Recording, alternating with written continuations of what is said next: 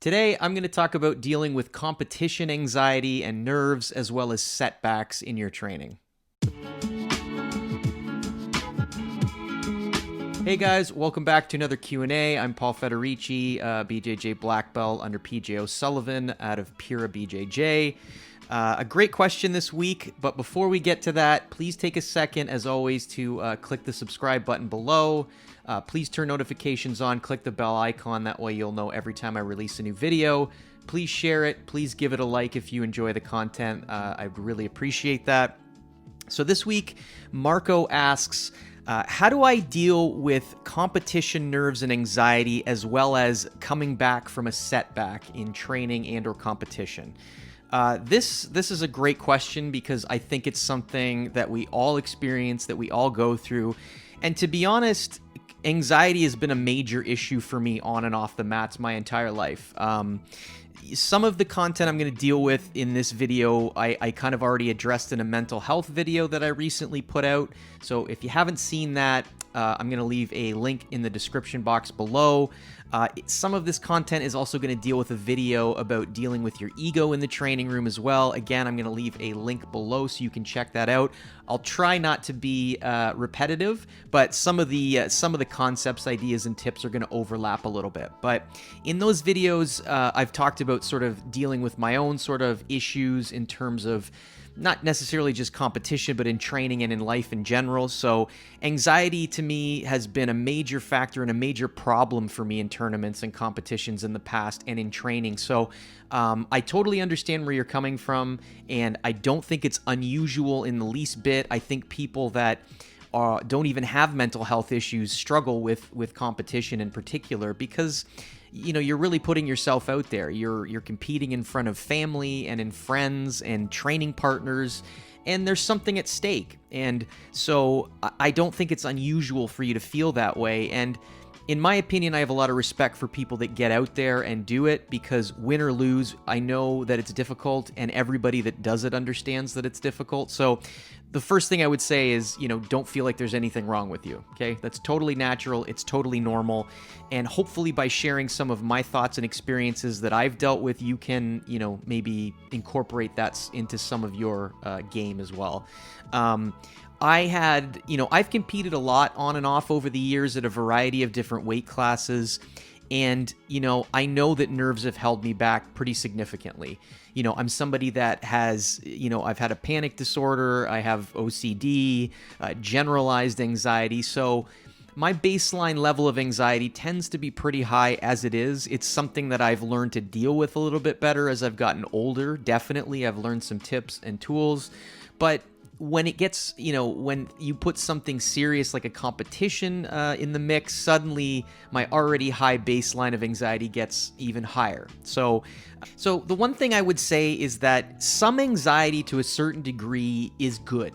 Okay, anxiety can be a good and bad thing, much like your ego in training and in competition. Okay, I think it's important to understand that it's a normal physiological response. Your body is prepared to sort of, get into what it thinks is a fight.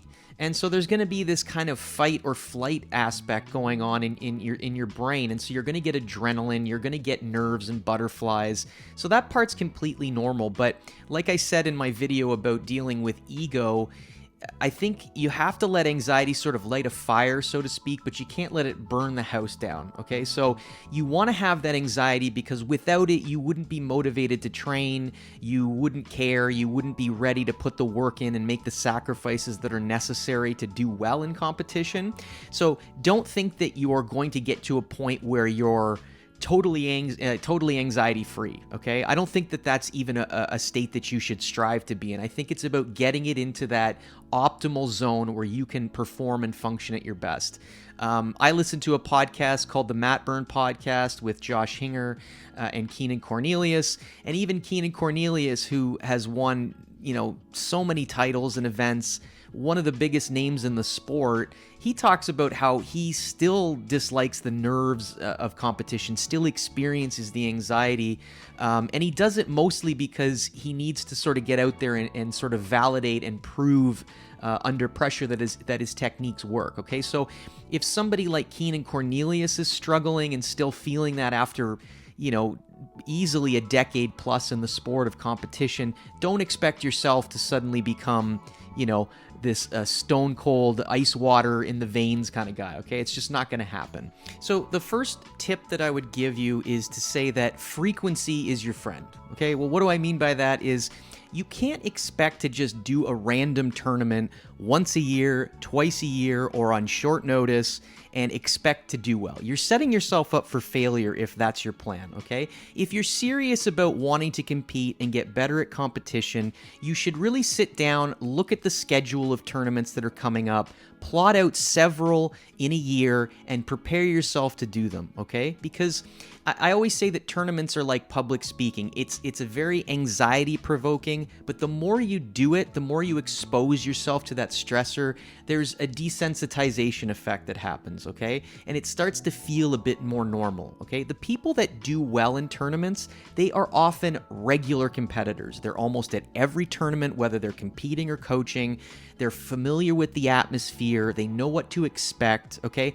If you're not prepared to invest time and effort leading up to it and preparing, then they're not worth doing, in my opinion, because you're probably going to have a negative experience. If you have a lot of anxiety going into tournaments, especially if you're relatively new to them, try not to have these crazy expectations on yourself going in, okay? If this is your first or second year, try to look at going into them as just an experience. You're going in it to take a chance. You're going in it as a project to sort of acclimate yourself to competition life.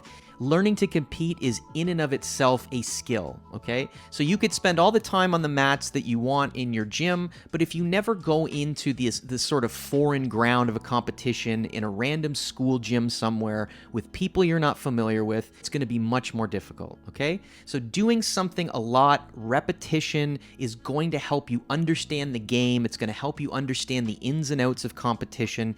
And I do think it's usually a good strategy to try to focus on performance and not necessarily on results initially. And what I mean by that is try to go out and just execute the techniques that you've been working on. Go out and try to get yourself in good positions. Get in and understand the rules and the regulations. Understand, when you need to relax, when you need to go. You're going to sort of start to learn the nuances of competition. And once you start to get acclimated to it and you develop some confidence and familiarity with it, then you can slowly start to kind of ramp up your expectations, okay? Because even for the best of competitors, results are sporadic. Sometimes you're going to go out and you're going to have a great performance, and sometimes you're going to go out and it's going to be terrible. And that happens to everybody, okay? So I think what I would say is that if you're going infrequently to tournaments and your goal is just gold medal, you're going to find yourself much more frustrated, and you're probably going to have a bad experience than if you sat down and looked at it as a staged sort of thing, a growth or a progression to where you want to be. The second thing I would say is that this is something that I see a lot of people do that I think is incorrect, and myself included. For years I would do this, is that I didn't train leading up to a tournament like I was going to be competing in a tournament, okay? So what do I mean by that? Well, I would say, okay, I'm going to do this tournament, and I would kind of just continue to show up with, not really a clear game plan of what I was working on. I would show up and roll with the same people, whether they were bigger, smaller, whatever. I would go in and it just be another day at practice. And I think the key is that you need to go in when you're going to a tournament and have sort of a game plan and a structure in mind, okay? An example of this is, if I know I'm going into an IBJJF style tournament, I need to start thinking about points and advantages and all that sort of stuff, sweeps, all these things as I'm rolling, okay? I need to be aware of where I stand in every round that I'm doing in the gym, okay? Because you can't just train as if nothing matters and then go into the competition mat and be lost as to where you are in terms of points and if you're behind. You should know that in a round, and you should be willing to kind of play that game, so to speak, a little bit. Understand that, by keeping score in your head, you need to look at the clock and say, oh, in my mind, I know I'm down 2 or 3 points. I need to sweep. I need to go. I need to pass. You can't just go into a round and be like, well, I submitted this person and that's it. Try to put yourself in challenging positions. Try to keep points in mind. Try to understand that That's the game that you're going into, so you need to be conscious of it and focus on it as you go. I also think you need to develop a strategy. You need to go in. You're not going to be able to map out your matches and say, I have 20 techniques I'm going to work on, but try to sort of shrink your tool belt down, so to speak. I don't think that preparing for a tournament is the time to start, working on a ton of new techniques that you saw on the internet, or, you've bought a DVD. I think preparation for a tournament is a time to really narrow down your attacks, start to sharpen the tools that are your best, and really start to focus on how to get to those positions and techniques the best, okay? You need to also consider, are you somebody that's going to look for a takedown? Are you going to be somebody that's primarily looking to pull guard, okay? I used to go into tournaments and I'd be like, I'm just going to see what happens. If I lock up with the guy, I'll see if he feels strong, and whatever happens, happens. And I can tell you that that's a terrible idea and that's a terrible strategy, okay? You need to understand that in tournaments, a lot of times it's the person that scores first that wins. So a lot of times it's 2 points, 3 points, a sweep, a takedown, and that initial score often dictates the nature of the match, okay? So you need to have a good idea of what you want to do early on. I think if you focus on that, the odds of you doing better are going to go up dramatically. Like I said, I used to put myself in a bad position. I'd get anxious, I would lock up with somebody, they'd feel strong, and I'd pull guard, and immediately I was on my back and on the defensive, and the person was on top. They felt good because they got top position. They could feel me sort of break initially right away, and so this mental game starts to play out, and a lot of that was just me not having prepared the right way. I didn't practice my takedowns enough. I didn't really have a good strategy. And I think it matters because when the stress gets ramped up and you don't have a game plan, your thinking's already going to be a bit more foggy and hazy. So in those moments, you need to have a kind of little reminder that's like, okay, I practiced this, I practiced that, and be prepared to try to go to those techniques and get yourself in those positions. The other thing I would say about in terms of training more like a tournament is, if you're prepared to go into a weight class, try to roll with people that are in that weight class in the gym, okay? Don't try to roll with, a bunch of people that are 20 or 30 pounds lighter or heavier than you. Try to focus on people that are about your size. Still roll with people of different ranks. It doesn't mean that every round has to be the hardest round ever, but try to get used to the feel of rolling with people your size, okay? Because sometimes I'll spend time training and I roll with lighter people, and the game is a little different. There's a little more, scrambling. There's less positional control.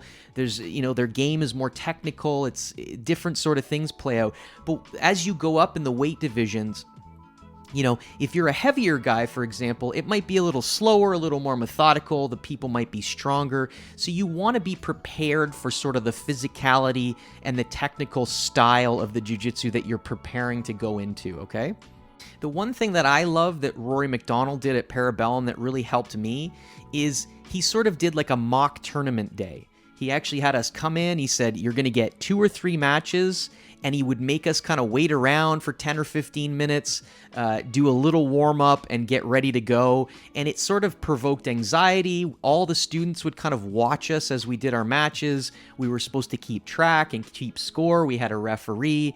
And a lot of those sort of like dress rehearsals can help you work out kinks and problems in your game. Because actually what ended up happening is I didn't have a good performance in the day that we did it heading into a tournament.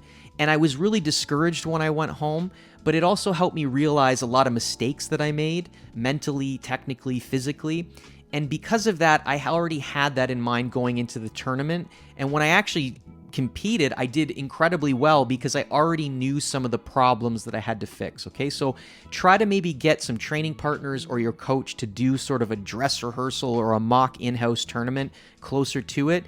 It'll give you a bit of a dry run into what real competition is going to be like. The other thing that I think a lot of gyms do that is a mistake is that when you're leading into tournaments, traditionally in a jiu-jitsu class, it's, we do a lot of drills early on. We get a great warm-up. Everybody's loose. We're a little tired or if not exhausted by the time we get to free rolling. And a lot of people will often say, well, when you're really tired, that's when jiu-jitsu comes out, and that's when jiu-jitsu happens. And in my opinion, I think that's a bit of a mistake leading into competition, because in my experience, when you go to a competition, you often don't get a great warm-up. You're often not exhausted. In fact, it's the opposite. You're fired up, you have a lot of adrenaline, you have tons of energy. And so I find that the nature of tournament rolls is different than a regular round in a gym when I'm tired and I'm loose and I've got a great warm-up. Try to maybe do your rounds when you feel fresher, like have less of a warm-up. Try to go in colder, if you will, to your rounds, because you'll find that when you do your rolls that way, they tend to be more explosive, more dynamic, more physical, which is exactly what you experience in a tournament. The other thing I would suggest in terms of training like it's a tournament is maybe go to another gym and do an open mat or do a class and roll with people you're not familiar with. Again, this is a great way to sort of mimic the kind of things you're going to experience in competition. You're going to see people you're not familiar with. You're going to roll with people you've probably never rolled with before. And again, you're doing it in a way that's going to provoke some anxiety and discomfort, but you're doing it in a way that there's really no consequences because it's not the tournament yet, okay? So look to put yourself in uncomfortable positions before you get onto the competition mat, and I think that that's going to help you tremendously. The next thing I would say is, focus on the work that's directly in front of you, okay? A lot of times when we get into competition mode, we project, weeks ahead, days ahead, we research our opponents, we make them out to be something they're not, when in reality, we're missing the opportunity that's right in front of us. Go in every day, focus on the training that you need to do that day, okay? Because every training session is going to get you a little bit better, a little bit more prepared. And if you're sort of compromising that because you're too worried about the future, you're not going to make the most out of your preparation leading up to the tournament. Do the work, like push yourself in practice, okay? I know a lot of people always want to say, like, how do I get better conditioning? How do I, not gas out in tournaments? A lot of people will, think it's their diet. They think it's an off-the-mat routine, which has its place. But a lot of times you're not pushing yourself as hard as you can on the mats, okay? So the intensity of your rounds should go up as you get closer and closer to competition. Find training partners that will push you. Find training partners that can really match that sort of competition pace. Ask to roll with people that compete a lot. Don't half-ass your training, Show up and do the work and don't make excuses, okay? One thing that I see a lot of people do before competition is they say they want to do it, and they end up showing up for the competition, but they sort of bail out or they half-ass their training, meaning they show up sporadically, they don't take it seriously. In a way, I think they're kind of self-sabotaging because they want to have an excuse in case things don't go well. They want to say, well, I had to work more, so I couldn't really get to training, or my back was a little sore, or my knee was a little sore. And that's fine. Injuries happen, life happens. But if those are issues going into a competition, then just don't compete, If you have all these excuses and these bailouts in mind before you get to the tournament, you're already half beaten by the time you get there, okay? You've already started to kind of defeat yourself before you get there. So if you're going to compete, take it seriously, show up, do the work. If things aren't going that great and there are some issues in training, it is what it is. That's what happens in training camp. Not a lot of people end up ever getting to compete 100% healthy. And again, don't self-sabotage, okay? If you're going to go out and compete, do it with the best of intentions. Give yourself the best chance you can to compete and do well, and let the chips fall where they may after, okay? Don't hedge your bets, so to speak. Don't have one foot in, one foot out. If you don't commit to training the right way and putting the work in, you don't deserve the results on the competition mat, okay? If you're going to sort of have excuses going in, then just don't bother to compete. That's my opinion. I've gone in with injuries. I've gone in with a bad ankle injury, and I've lost. And at the end of the day, it was my fault because I didn't train hard enough. I wasn't prepared. And that's the mentality you have to have. You can't hang your hat on these little excuses. If you're committing to do it and you step out on the competition mat, then you should be prepared to deal with whatever consequences come your way and not make excuses. One thing, again, that I think is important in terms of frequency is sort of the idea of, repetition in the gym. this idea of kind of building rituals, if you will. One thing that I really like that Rory McDonald again did leading up to competition is at the end of practice, he would always give us drilling time, and he would sort of say, work on your A game sequence. If it's a takedown to a submission, drill it over and over and over again. Make it sharp, make it as sharp as you can. Because what ends up happening is sort of in those moments of peak anxiety, if you have this sort of sequence in mind that you've drilled over and over again, and you can visualize yourself going into the tournament and executing it, it's a great way to alleviate some anxiety, and it's also a great way to sharpen a sequence that you can kind of lean on when things get stressful, okay? So the one thing that I did at the Worlds that helped me have a lot of success and deal with my anxiety is I tried to keep things as close to my training at home as possible. And so what does that mean? Well, when I was at home and I was training at Parabellum, we would do a certain warm-up where we would go around the mats and do bear crawls. We would do sort of dive bomb push-ups, regular push-ups, mountain climbers. We would do some sprints. And I did all that leading up to my matches in California. So I wasn't on the mats anywhere. We were in a convention center, so I was doing it on the carpeted area. But having that sort of ritual kick in kind of made me feel like I was back home again. It made me feel like my body was getting ready to do what I had trained it to do over and over and over again. It's kind of silly, but having these familiar patterns can really help you calm down. They can really help you feel more at ease. It's almost like your body's getting primed to perform in a way that it's been familiar with for months and months now, okay? So don't underestimate the power of routine and ritual. Even leading up to the tournament, I didn't have my dog with me, but when I was waiting in the days for my turn to compete, I would still make my walk around the arena like I was walking my dog every night. I tried to keep my meals the same. I didn't have any big swings in terms of what I was eating, not out of a sense of superstition, but just as a sense of, this is what I would be doing normally at home anyway. And it's one of the things that made me feel super confident and sort of calmer in a very high-stress situation, is the scenery was different, but I kept feeling like I was kind of at home again because a lot of the day-to-day stuff that I was doing was still the same. Another piece that's important, too, in terms of rituals is do some visualization.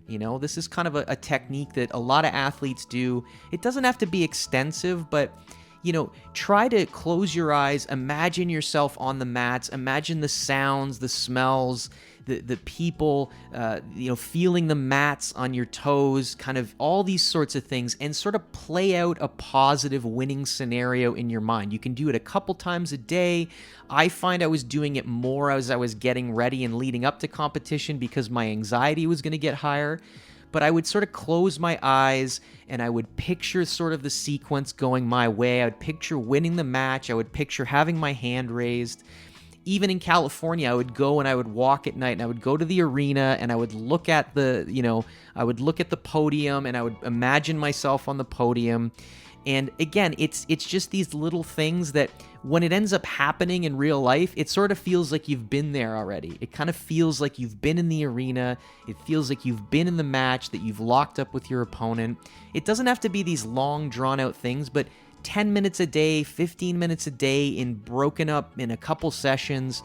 Again, it's another piece that will help you feel comfortable and familiar in stressful situations. Another piece that I used that kind of ties in with rituals is I started to listen to a lot more positive content leading up to competition. My anxiety was incredibly high. I started to have to pay attention to the stuff that I was digesting, so to speak, mentally. You have to be aware of sort of what you're listening to in terms of music. Like, is it ramping you up too much? Are you listening to music that gives you negative emotions?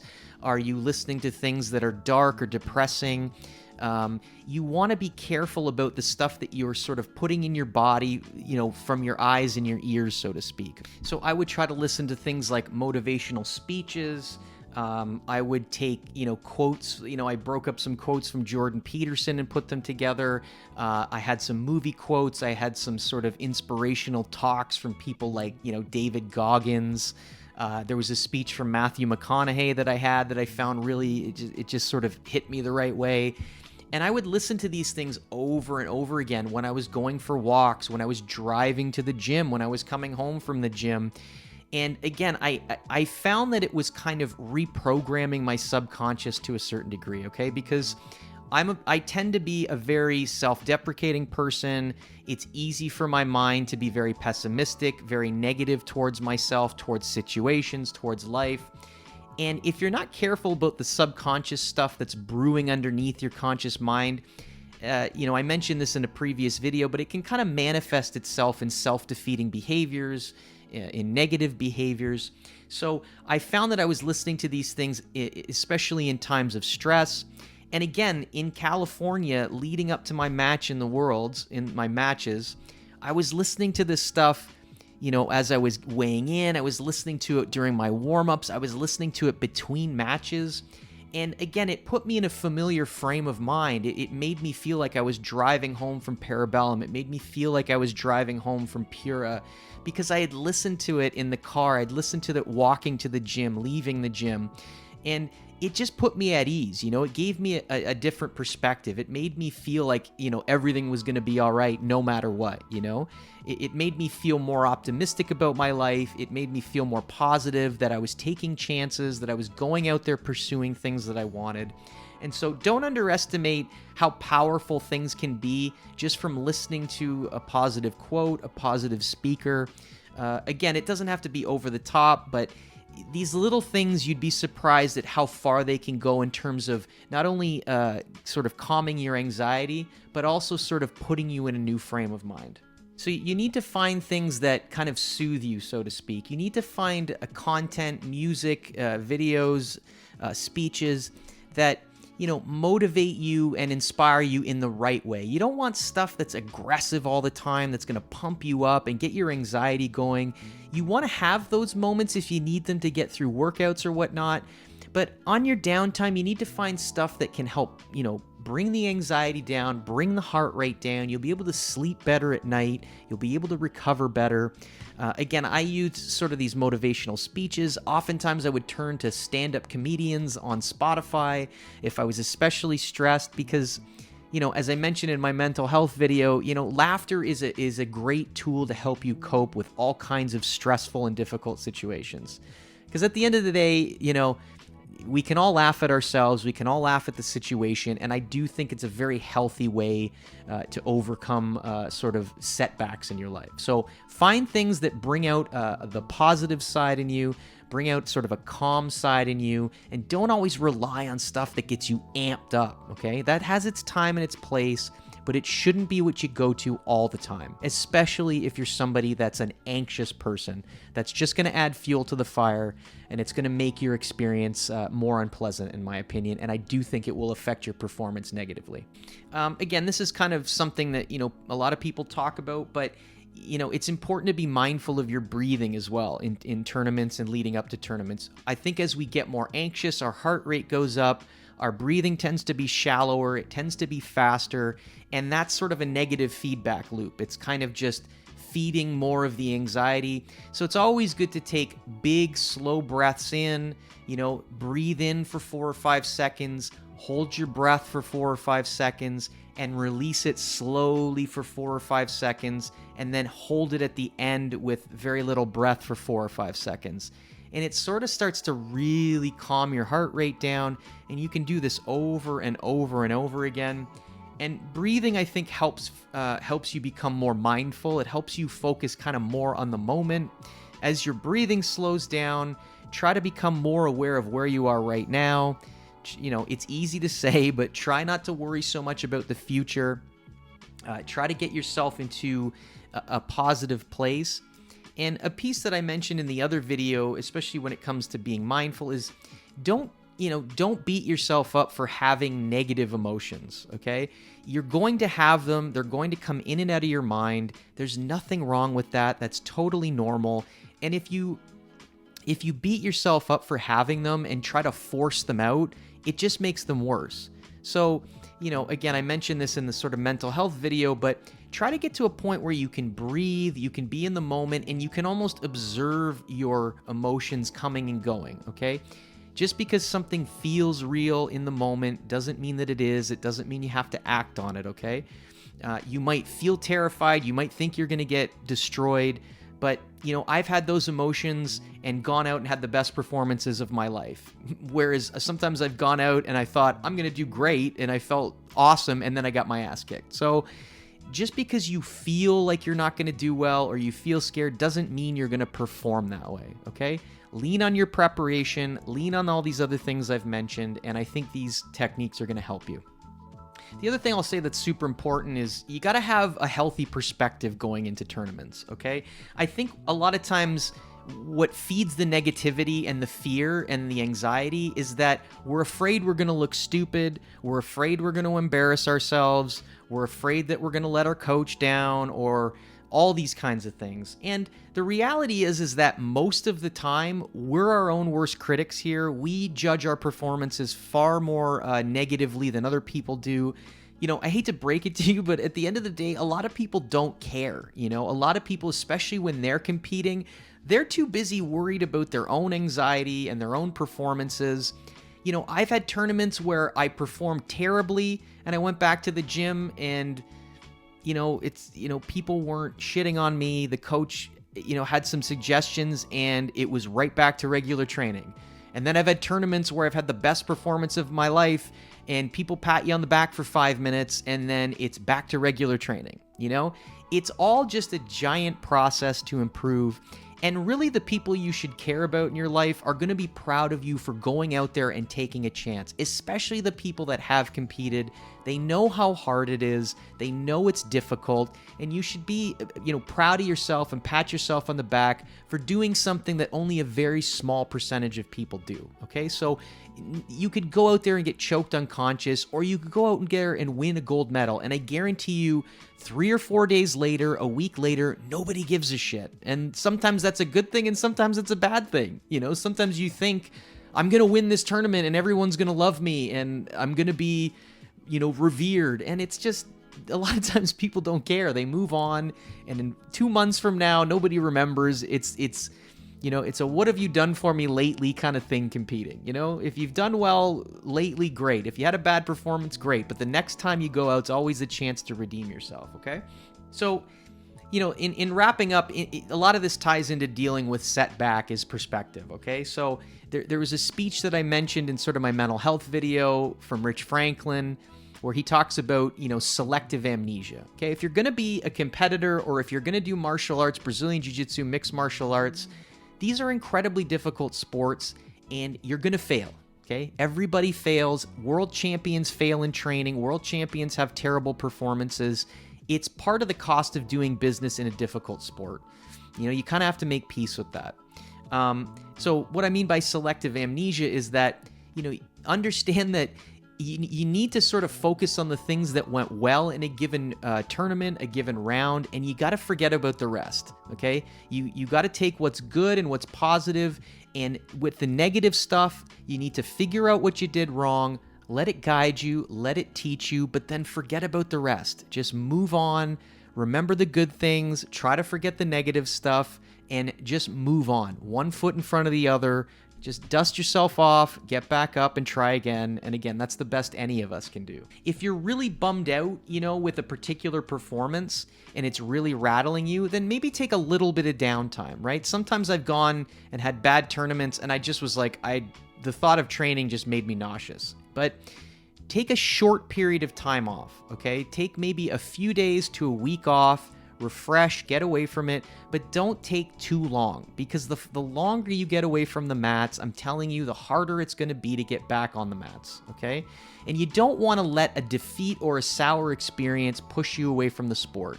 If you're ever going to walk away from it, walk away on a positive note. Don't let it defeat you. Don't let it break you down. The people that end up getting black belts are the people that just were beaten time and again, and they dealt with failure and injury over and over again, and they just kept showing up.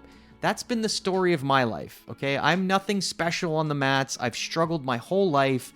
I've had my ass kicked so many times. I still get my ass kicked all the time. And it's just part of the sport, you know, and there's nothing wrong with it. It doesn't mean you're lesser of a person for it. It's just you've chosen a very realistic martial art and you've chosen a very difficult martial art, okay?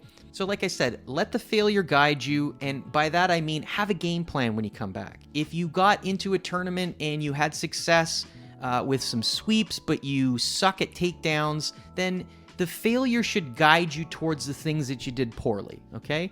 Build the confidence in the things you did well, but make a list. Write down things you didn't do well. Talk to your coaches. What can I do to improve? How should I improve? Have a game plan, okay?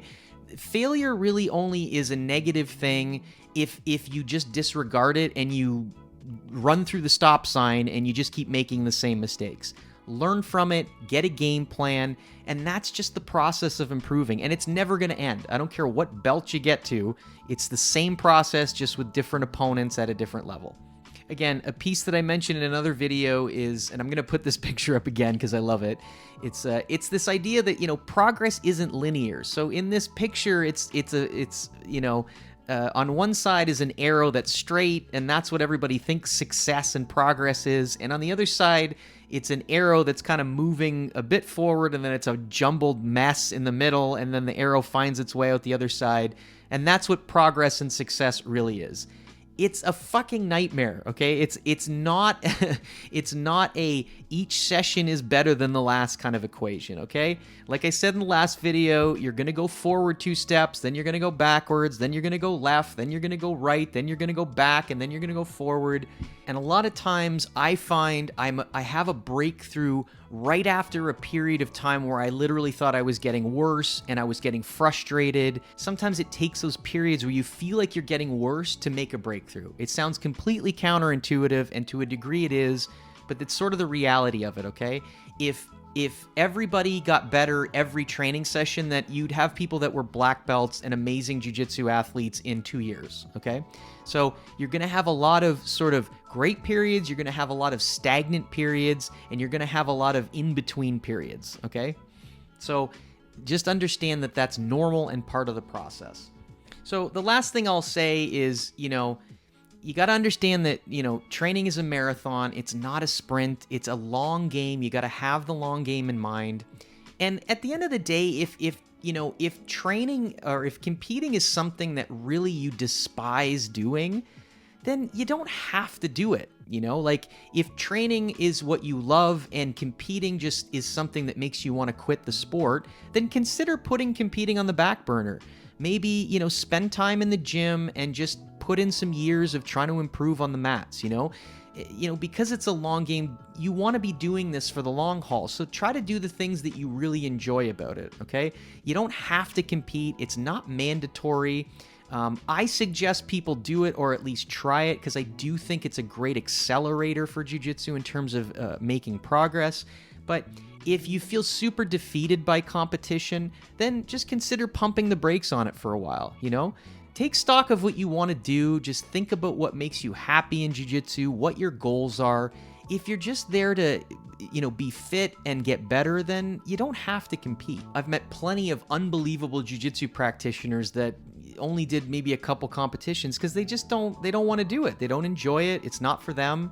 And that's fine. You know, you're still going to get better at jiu-jitsu. So if you're really, you know, if competition is ruining your experience, then you don't have to do it. Okay. So take stock of what's most important to you and act accordingly.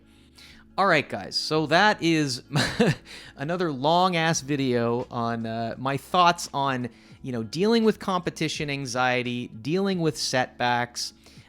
It's the cost of doing business. I think that, you know, I don't know a single person that has gotten to purple, brown, or black that hasn't had a ton of, you know, injuries or, you know, failures or, you know, setbacks or time off the mat or great disappointments in tournaments. It's part of what makes progressing in the sport so satisfying is because it's difficult. Like, if it was super easy and everybody won gold medals and you got better in a year, then, you know, getting a purple, brown, or black belt just wouldn't mean anything. So it's part of the equation. We all go through it. I can assure you of that. at every level. So don't beat yourself up too much. So I hope you got something out of this video, guys. If you did, please leave a comment below. Let me know what you think. Let me know if you have any tips or tricks that have helped you beat your competition anxiety. I'm always looking to learn new things from new people. If you ever want to reach out and connect with me, I'm on Instagram at PFed Music. Feel free to message me if there's a question or a topic that you'd ever like for me to address in a video response. I'm here. I'm on Facebook, Instagram. I'm all over the damn place, guys. Again, I appreciate the support. I hope everyone's doing well, and I will see you in the next video.